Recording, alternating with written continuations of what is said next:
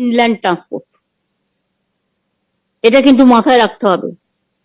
যার জন্য আমরা চাষিদের জলে যেতে বারণ করি অনেক সময়, এই মৎস্য চাষিদের গঙ্গায় নামতে বারণ করি যাতে তারা বিপদে না পড়ে। দুর্গতদের পুলিশের সাথে কথা বলে ইমিডিয়েট ট্রাফিক প্রবলেমটা সলভ করুন। Kolkata police, DG, ADG, law and order এদের সাথে নিয়ে ডিএমএসপিরাও দেখে নেবেন কোথায় কি প্রবলেম আছে, লোকাল ডেকে কথা বলে ইমিডিয়েট সলভ করুন।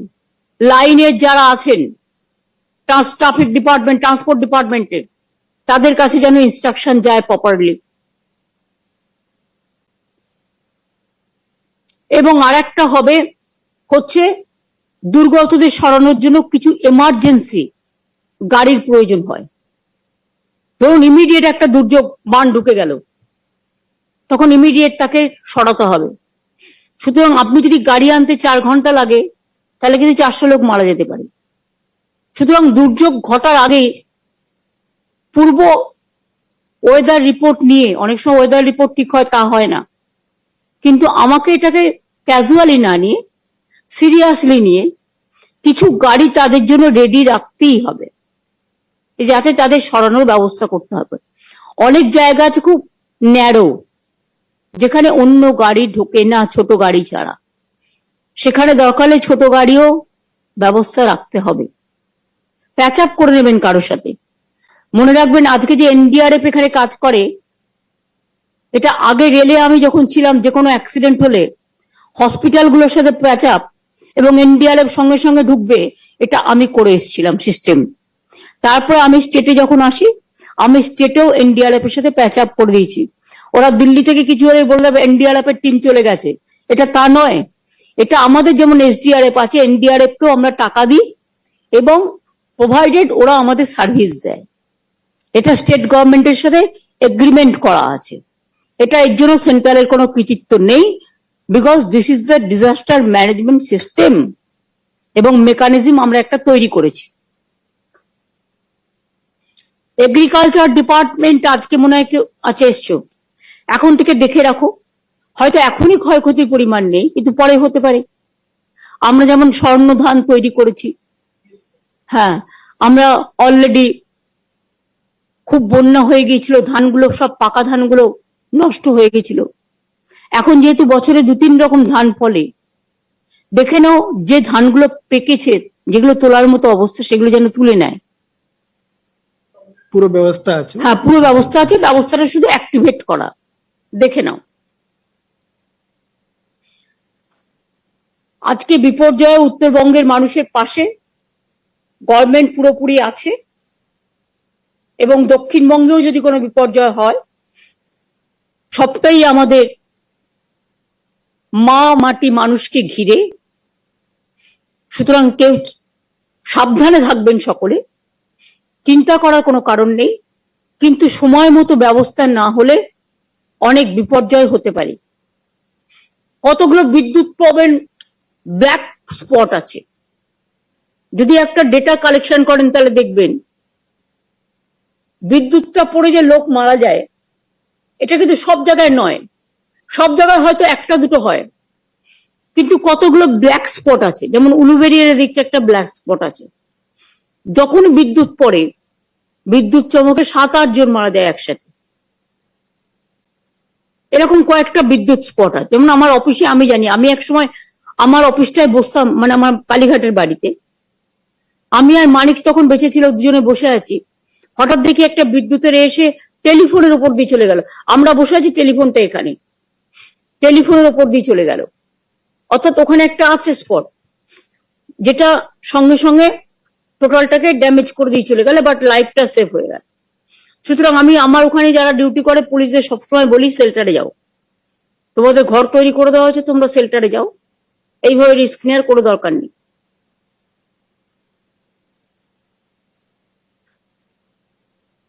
প্রত্যেক মানুষের জীবনেরই দাম আছে, এবং আজকে থেকে মনে হয় সেফ ড্রাইভ সেভ লাইফ পুলিশের প্রোগ্রাম আছে। আমি ট্রাফিক পুলিশ সহ, কলকাতা পুলিশ সহ, সব কমিশনারেট সহ পশ্চিমবঙ্গ পুলিশ সহ সকলকে কনগ্রাচুলেশন জানাচ্ছি। ইটস এ ইনিশিয়েটিভ যেটা এখন অন্যান্য রাজ্য অনেকে আমি দেখছি ফলো করার চেষ্টা করছে। ভালো জিনিস ফলো করা ভালো। আমি আবার বলবো এটাকে নিয়ে নেগলিজেন্স করার কোনো জায়গা নেই। অ্যাক্সিডেন্ট সবচেয়ে বেশি ঘটে বর্ষাকালে, আর দুই হচ্ছে যখন কুয়াশা পড়ে রাতের অন্ধকারে জোর করে গাড়ি চালাতে গিয়ে। আমি বারবার বলি যে যেগুলো ব্ল্যাক স্পট অ্যাক্সিডেন্টের সেখানে একটা করে চিহ্ন দিয়ে দেওয়া। ওই যে প্লাস্টিকে তোমরা এখন হলুদ লাগাচ্ছ একটা, যে চিহ্নটা লোকের চোখে পড়বে, ড্রাইভ স্লো একটা করে বোর্ড লাগিয়ে দেওয়া। প্রতিবার কেন বলতে হবে? এই সিস্টেমটা তো কন্টিনিউ করবে। এমনকি আমার ওখানে একটা ট্রাম লাইন আছে, আমি দেখছি ট্রাম চলে না দীর্ঘদিন। ট্রাম লাইন হেরিটেজ ঠিক আছে, আমরা তো রেখে দিয়েছি এসপ্ল্যানেডে, আমরা তো হাত দিইনি। কিন্তু আলিপুরের মোড় থেকে, খিদিরপুরের মোড় থেকে মনে হয়, মোমিনপুর মোড় থেকে আর একদম হাজরা মোড় পর্যন্ত একটা লাইন পড়ে আছে, ট্রাম তো চলে না। কিন্তু প্রায় 7-8 জন মারা গেছে প্রতি বছর, 2-3 জন মারা যাচ্ছে, 4-5 জনও মারা গেছে এক বছর। স্কুটার যাচ্ছে, ট্রাম লাইনে স্কিড করে যাচ্ছে, পেছন থেকে গাড়ি এসে মেরে দিচ্ছে। এটা ইমিডিয়েট আমি বলবো, ট্রাম যখন চলেই না, ট্রান্সপোর্ট ডিপার্টমেন্ট এটা তার দায়িত্ব পালন করেনি। আমাকে মানুষ মারার জন্য কোর্টের রায় দেখাচ্ছ? তোমরা কি ঠিক মতো ফাইটটা করেছো না ছেড়ে দিয়েছো? ট্রান্সপোর্ট ডিপার্টমেন্টের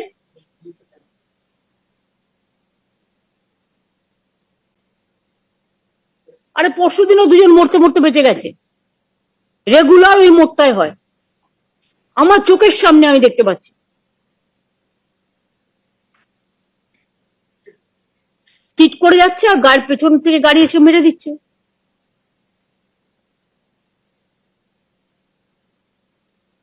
নলেজে পড়েছে বলে তো ঘটনা বলছি, এরকম অনেক জায়গা আছে নিশ্চয়ই। কেন হবে এটা? মানুষের জীবনের দাম সবচেয়ে বেশি না আমাদের ইগোর দাম? কোনটা? আমি তো মনে করি মানুষের জীবনের দামের কাছে আর কোনো দাম স্টে করতে পারে না। সুতরাং এটাকে ইমিডিয়েট টেক করে two sort it out, how to do it. আমি অলরেডি ববিকে 7 দিন আগে ডেকে কথা বলেছি। ঠিক আছে, এটা করে দাও। এই পর্যন্তই আজকে ছিল, বাদ বাকি তো আগামীকালও আমাদের মিটিং আছে এই সময় 4:30 সময়, 4টে সময়, 4:30 করে দাও। বাজার কমিটি নিয়ে মিটিং আছে, প্রাইস হাইক নিয়ে।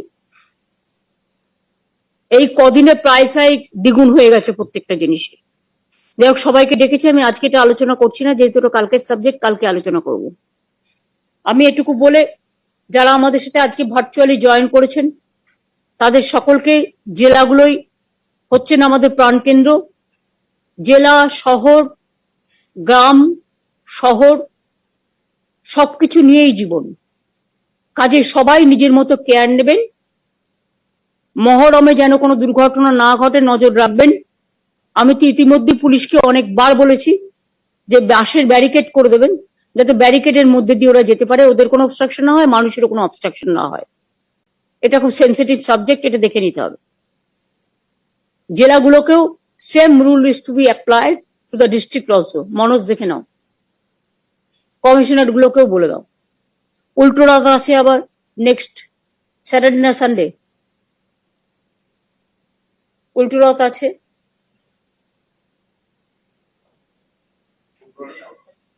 আর 21শে জুলাই যেহেতু আমাদের একটাই বছরে প্রোগ্রাম হয়, বড় প্রোগ্রাম, 13 জন মারা গিয়েছিল শহীদ তর্পণে। আমাদের অনেক গাড়ি ঘোড়া আসবে, লোকজন আসবে। পুলিশ যেন দেখে কোনো অ্যাক্সিডেন্ট যেন না হয়। যদি কেউ জোরে চালায় কসাস করুন, যে স্লো, ড্রাইভ স্লো। অনেক সময় গাড়ির ড্রাইভার, তার কারণে একটা ঘটনা ঘটে এবং একটা ঘটনাতে অনেকগুলো মৃত্যু হতে পারে, সেরকম যাতে না হয়। আর আমি সিএস কে বলবো, কাল যখন রেলের সাথে মিটিং করবেন, আমরা ভাড়া চাইলে রেল আমাদের টাকা নেয় কিন্তু পরে ফিরত দেয় না। কিন্তু সেদিন রাশ ক্লিয়ার করা কিন্তু রেলের ডিউটি। আমি যখন রেল মিনিস্টার ছিলাম আমি দেখেছি, কুম্ভ মেলা থেকে শুরু করে আমি সবটাতেই কাজ করেছি। শান্তনু তখন আমার প্রাইভেট সেক্রেটারি ছিল, জিজ্ঞেস করুন। রেলের দায়িত্বের মধ্যে পড়ে। যদি কোথাও বেশি হ্রাস হয় সেটাকে ক্লিয়ার করার জন্য ওদের একটা সিস্টেম আছে, ওরা বারবার রেল চালায় এবং বগি বাড়িয়ে দেয়। আগে বগি ছিল 14-15টা, আমার সময় আমি এটা 25টা করে দিয়েছিলাম। সুতরাং তুমি আমাকে ভাড়া যখন দিচ্ছ না, তখন উত্তরবঙ্গের বিভিন্ন জায়গা থেকে লোক আসবে, মানুষের যাতে কোনো হ্যারাসমেন্ট না হয়। আমার যদি ভাড়াতে দাও আমার কোনো অসুবিধা নেই, আমি তোমার পেমেন্ট করে দেবো। যদি ভাড়া না দাও, মানুষজন আসবে, তাদের নিয়ে আসার দায়িত্ব তোমাদের। অত দূর থেকে তো আমি বাসে আনতে পারবো না, বাসে কটা লোক ধরে। সুতরাং যেন কোনো মানুষের ক্ষতি না হয়, ল অ্যান্ড অর্ডার কোনো প্রবলেম না হয়। দুটো অপশন, এক হচ্ছে আমি টাকা দিচ্ছি, তুমি নিয়ে আমাকে স্পেশাল ট্রেন দাও, ইভেন তুমি আমাকে বগিও ভাড়া দিতে পারো, এক্সট্রা বগি। আর না দিলে তোমাকেই রাস্তা ক্লিয়ার করতে হবে। জেনে রেখে দাও, 18 তারিখ থেকে নর্থ বেঙ্গলের লোকেরা কিন্তু আসতে শুরু করবে। সুতরাং এটা আমি আগাম সিএসকে জানিয়ে রাখলাম। তাহলে এইটুকু বলে আমি আজকের মিটিং শেষ করছি, এবং ডিএমদের তো কালকে মিটিংয়েও থাকতে হবে মনে হয়, ডিএমএসপি দের বা কিছু লাইন ডিপার্টমেন্টকে। অনেক ধন্যবাদ, সবাই ভালো থাকবেন, সুস্থ থাকবেন। বর্ষায় জলে ভিজে ভাইরাল হয়, সঠিক সময় সঠিক চিকিৎসা করাবেন। আর যদি হেলথ ডিপার্টমেন্টের কাছে সেরকম কোনো ইনফরমেশন থাকে, তারাও টাইম টু টাইম পশু পক্ষী থেকে শুরু করে মানুষ সবটাই দেখে নেবে। এআরডি ডিপার্টমেন্ট তো আছে এখানে, না বিবেক নেই এখানে মনে হয়। মাইক অন করে দাও। ঠিক আছে, ম্যাম থ্যাংক ইউ প্রেসকে আমি থ্যাঙ্কস জানাচ্ছি উপস্থিত থাকার জন্য।